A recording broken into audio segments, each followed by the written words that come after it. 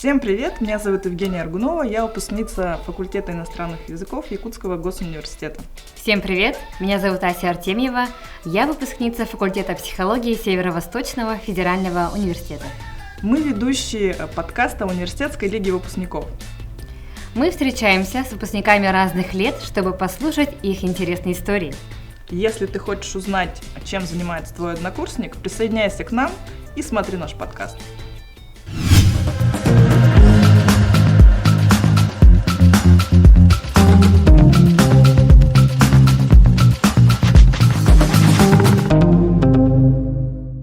Расскажите о себе, чем вы сейчас занимаетесь, кем работаете и в свободное время ваше увлечение.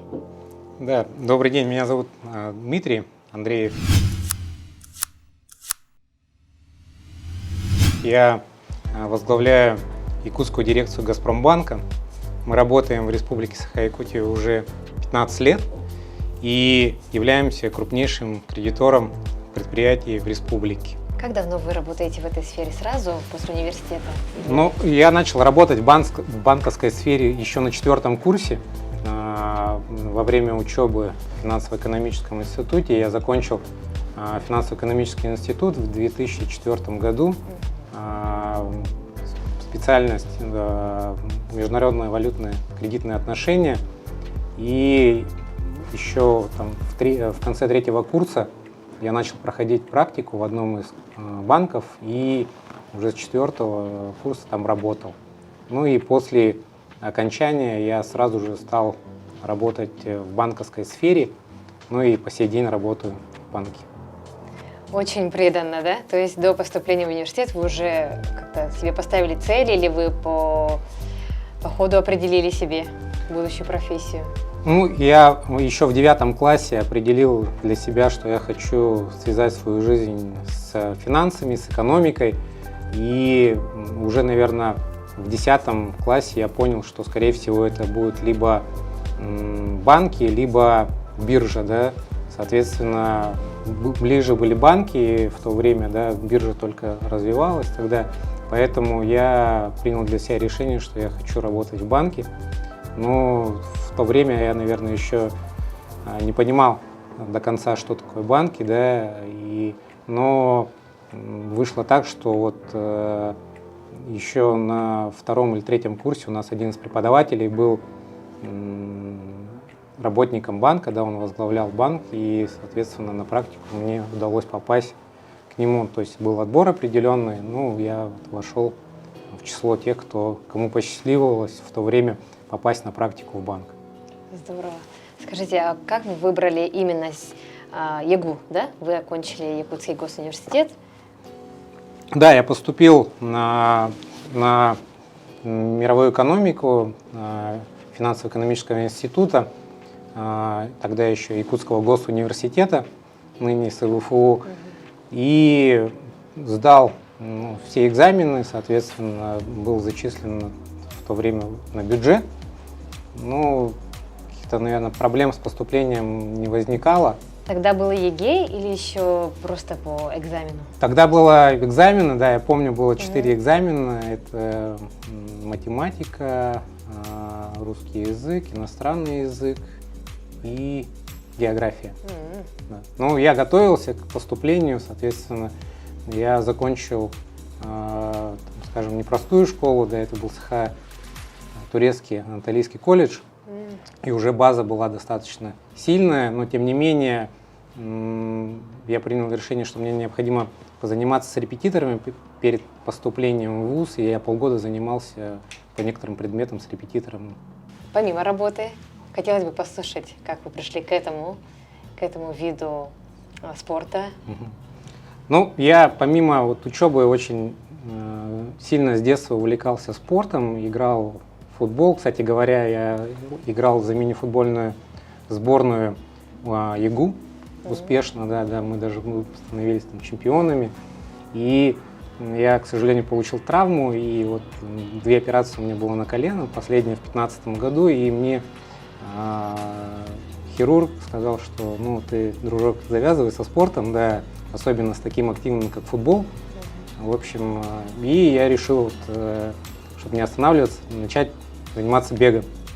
поставил себе цель в 2015 году сразу же после операции через полгода пробежать 10 километров. Тогда как раз у нас состоялся первый якутский полумарафон.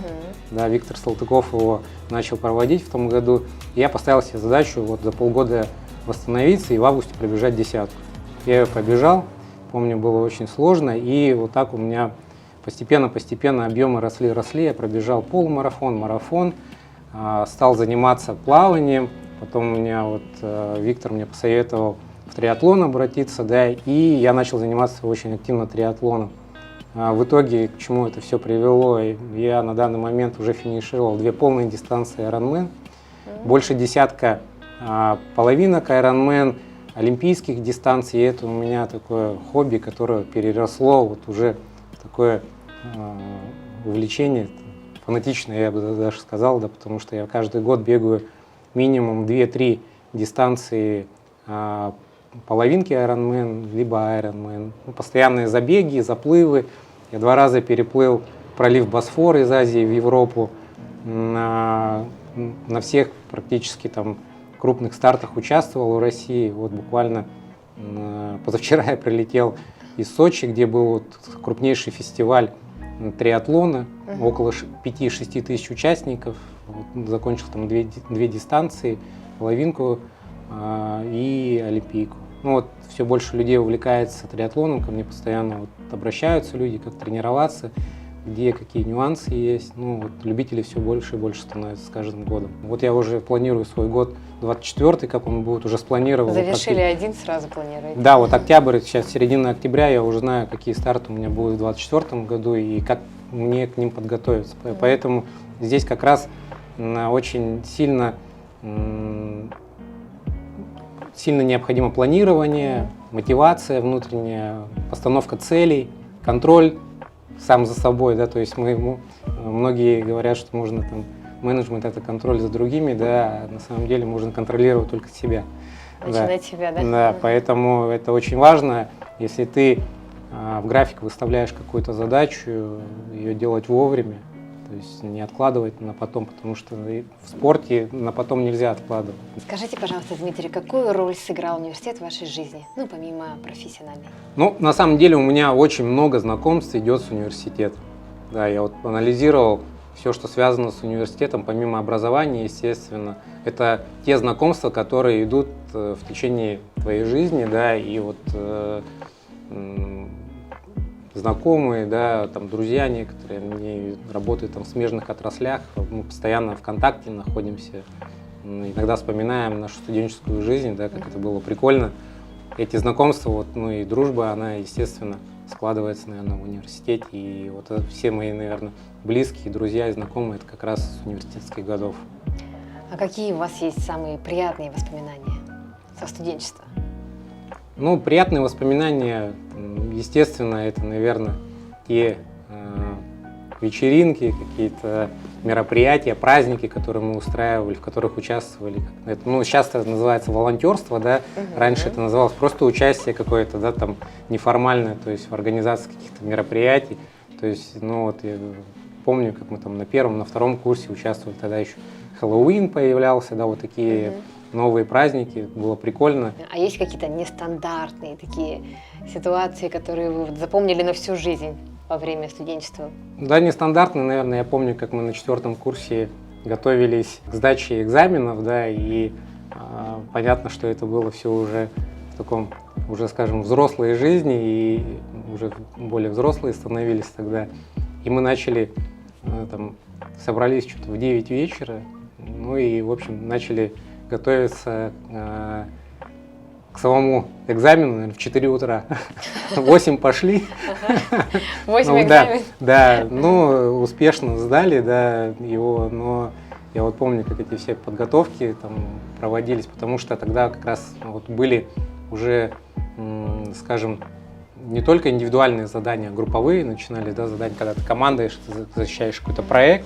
Вот тогда мы, ну, конечно, эти проекты сначала с гулянок начинались, а заканчивались там уже таким мозговым штурмом. То есть вот как раз тогда и приобретались вот эти навыки мозгового штурма, групповой работы. Вот, ну, вот это я помню, да. Скажите, пожалуйста, как вы считаете, каким образом университет может взаимодействовать с выпускниками университета? Ну, здесь, наверное, необходимо все-таки и со стороны университета какие-то действия предпринимать в части приглашения, наверное, выпускников на какие-то мероприятия, объединения в группы, вот как раз поддержка создания эндаумент-фондов, да, и поддержка университета какими-то благотворительными инициативами. Ну и у нас есть такая фишка нашего подкаста – это вопрос от студента. И для вас подготовлен от студента вопрос: о чем вы жалеете сейчас? Вот каких-то таких сожалений прям нет, да, серьезных. Я, наверное, скажу, что я мало во время студенчества ездил в другие, наверное, вузы, да, как сейчас эта практика более расширенная, да, и у студентов есть эта возможность по обмену опытом посещать там не только, наверное, там вузы страны, а и зарубежные вузы, да, поэтому вот у меня такой практики не было, да, и я вот, наверное, сожалею о том, что я не посетил в свое время там другие вузы, да, и не приобрел вот знания. Как студент. Как студент, да, именно как студент. Так, ну и последнее, что бы вы хотели пожелать студентам? Наверное, пожелать помимо учебы, да, и приобретения знаний, хочу пожелать, чтобы вы сохранили свои контакты дружеские, приятельские на всю жизнь, поддерживали их, потому что я вижу, что вот, даже мои однокурсники, одногруппники, да, зачастую там, у них там, не горят желанием, да, хотя это очень помогает в жизни, да, потому что в разных сферах люди находятся, в разных отраслях, да, с разным жизненным опытом, в разных городах живут, да, по всей стране. И вот, сохраняя эти контакты, вы всегда можете на кого-то опереться, получить совет какой-то и профессиональный, и жизненный, да, это очень важно, потому что вот как раз развитие не только там, профессиональных знаний, да, а эмоционального интеллекта, оно очень помогает и в работе, и в жизни, и в целом во всех аспектах жизни, да, поэтому эмоциональный интеллект сейчас один из самых важных таких критериев, да, успешности, и всегда вам поможет вот эти контакты. Угу. Да.